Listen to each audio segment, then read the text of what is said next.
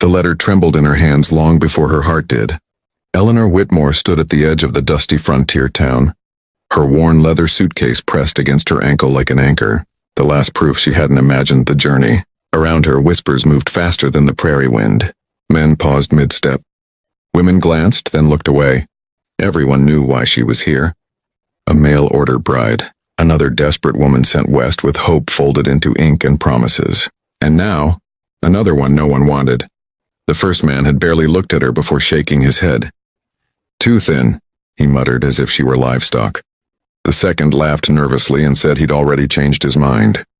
The third never even showed. Each rejection landed like a quiet slap, not loud enough to protest but sharp enough to sting. Eleanor swallowed it all, lifting her chin, refusing to cry where strangers could see her break. She was about to turn back toward the boarding house when the children appeared. Two of them. Twins. Bundled in matching wool coats and knitted caps. Their small hands clutched tight around a man's black gloves. The cowboy holding them didn't rush. He stood still, as if time moved differently around him. Tall, broad-shouldered, weathered by sun and loss. His eyes, dark and steady, rested on Eleanor not with judgment but recognition. People murmured behind him. Widower, rancher, trouble. 3 years alone. No woman had lasted. No woman had tried. Eleanor felt suddenly small. The cowboy stepped forward, boots crunching softly against dirt, the twins shifting in his arms. One child reached out instinctively, fingers stretching toward Eleanor's dress.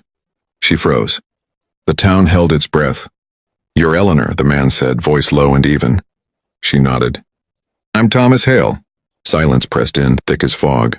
Eleanor braced herself for another polite refusal. Another reason she wasn't enough.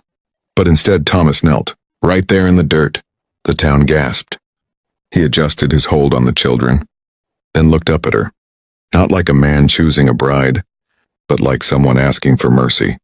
"They lost their mother," he said quietly. "I lost my wife, and I won't pretend I know how to fix either." Eleanor's throat tightened. "I don't need perfect," Thomas continued. "I need someone kind. Someone who stays. Someone who'll teach them how to laugh again." Then so softly only she could hear it, he whispered, "Be the mother of my children." Something in Eleanor cracked open. Not from pain, but from being seen. She didn't answer right away. She looked at the twins. One smiled. The other leaned against her skirt as if it were already decided. Behind them, the town watched, waiting for her to fail, waiting for her to run. Eleanor picked up her suitcase and followed him home.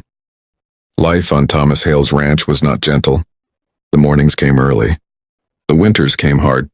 And grief, lived in the walls like an old ghost that didn't leave just because someone new arrived. Eleanor learned quickly that loving a broken family meant earning trust inch by inch. The twins tested her without meaning to. Nightmares, silence, sudden tears.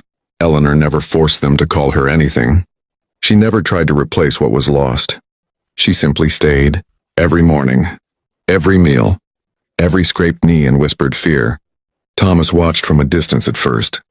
He worked longer hours, spoke less, but slowly things changed.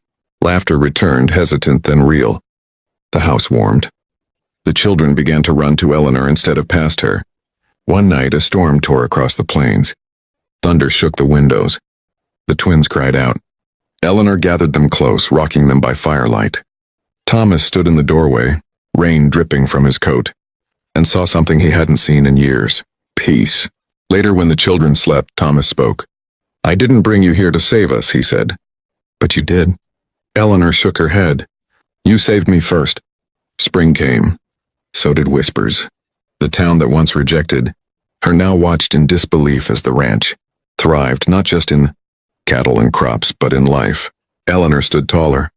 Thomas smiled easier. The twins grew louder, braver, happier. And one evening, under a sky painted gold, Thomas reached for her hand, not in desperation this time, but certainty. "I asked you once," he said, "to be the mother of my children." Eleanor met his eyes, steady and sure. "And now?" she asked. "Now," he said softly, "I'm asking you to be my wife." She said yes. Because love didn't arrive for Eleanor in grand promises or perfect timing. It arrived in a quiet whisper, in children who needed her, in a man who knelt, not to claim her, But to choose her, the wedding was small, the way most meaningful things are when they're meant to last. No grand church bells, no silk gowns shipped from the east. Just a clear prairie morning, a borrowed white dress that Eleanor had stitched herself late into the night, and a circle of people who had once doubted her, but now stood quietly, humbled by what they'd witnessed over time. The twins clutched flowers too big for their hands, their laughter carrying farther than any music could. When Eleanor walked toward Thomas, the ground beneath her felt steady, like it finally knew her name. But love, Eleanor soon learned, does not end with vows. It begins there. Marriage did not erase hardship. The ranch still demanded blood and sweat. Winter returned with its sharp teeth. And the town, though softened, did not forget easily. Some women smiled politely but whispered behind her back. Some men still spoke of mail-order brides as if they were goods bought and sold. Eleanor heard it all. She always